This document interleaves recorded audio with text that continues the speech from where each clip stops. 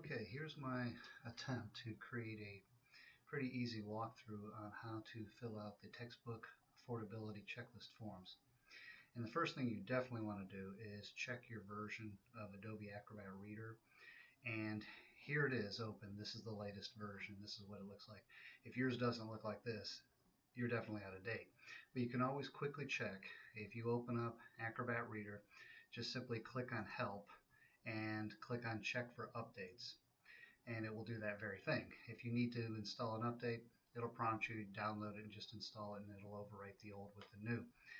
But you absolutely have to have the newest version to use the digital signatures feature that we're required to use for the forms. So first, make sure that's up to date. Then, frankly, all you need to do at this point is just simply go to the form itself. Now, Paula has mailed out the form to everybody. Download it, and then simply navigate to where you downloaded it. And when you open up the form, of course, it's going to look basically like this. Just to save some time, what I've done is also just gone ahead and filled in the course number and the checklist. Their check mark was already put in there for spring, but be sure to check the appropriate semester A, B, or C. And in the applicable sections, you have to do a separate form for each class, but if you have multiple sections, you can of course fill them in here. And so just to save some time, I've gone ahead and just typed in some bogus information here for the textbook publisher, ISBN, and so forth. So make sure that you filled in all of these appropriate areas. And then down here at the bottom, once again, it's pretty straightforward. Just simply type out your name and the date. If you do this first, it'll save a little bit of time. One little teeny tiny step, it doesn't really matter. But once this is all done, then you're ready to create your signature, which you have to do the first time you use it. Once the digital signature is created and the certificate is saved to your computer, and we're going to do that next, once that's done, it's very, very easy from there on out. Every other time you have to do this, so it'll just be a clicky operation. Very, very quick and simple. But the first time, just simply click the signature block. You'll see this box pop up, and then just click on Configure Digital ID. You will see this pop up next. What I'm going to do is just simply suggest the easiest method, and that's to use a digital ID from a file.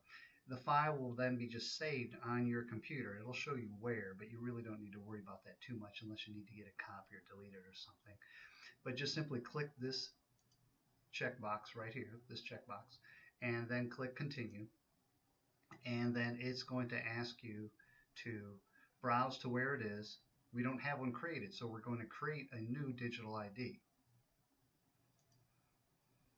And then here we're going to say Save to File. This is what I was referring to earlier. The file is going to actually be saved on your system. You can navigate to it later if you ever decided you needed to. Most people don't.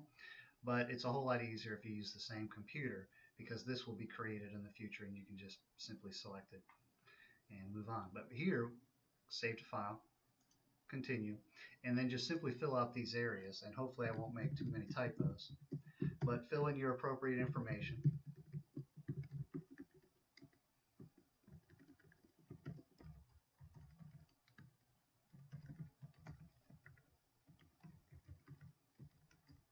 And of course, just make sure that this is all accurate. Double check it before you continue, so you don't have to come back here and edit it.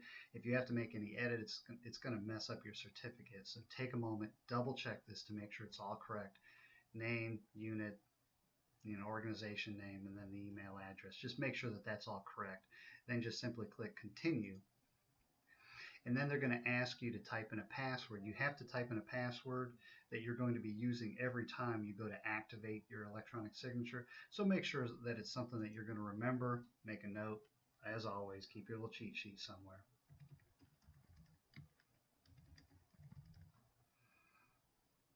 This is where the signature is going to be saved. If you're curious about it, if you ever want to make a copy, this is where you have to navigate to it.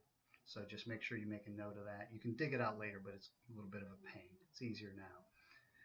Don't worry about it in general. Just click Save. And then your signature has been created. And this is what it's going to look like from here on out. So the next time you go to do this, it's much, much easier. But just simply click Continue. Don't worry if this looks like something that you didn't expect, it's going to look fine once you just simply click sign in. And then you can say, lock document after signing, which is probably a good practice just for security's sake. You go ahead and lock it.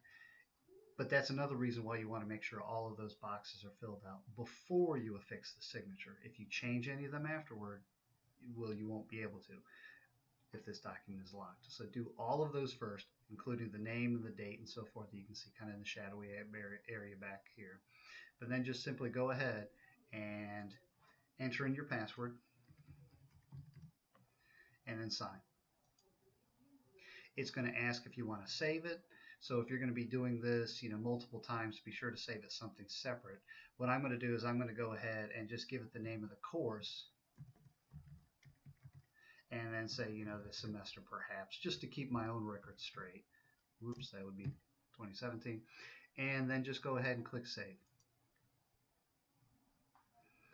And once the document has been digitally signed and so forth, this is the one that you're going to send to Paula, of course, and she'll keep it on file and blah, blah, blah, all of that stuff. When she goes to open it, this is what she'll want to see. And once again, I'm going to navigate back over here. This is what I'm going to send to Paula. And this is what she needs to make sure that she sees down here. And you'll see that it says signature's identity unknown, but don't worry about it. They're just looking for this information here that the watermark has been affixed and that your name is there and so forth. And that's it. Electronic signature.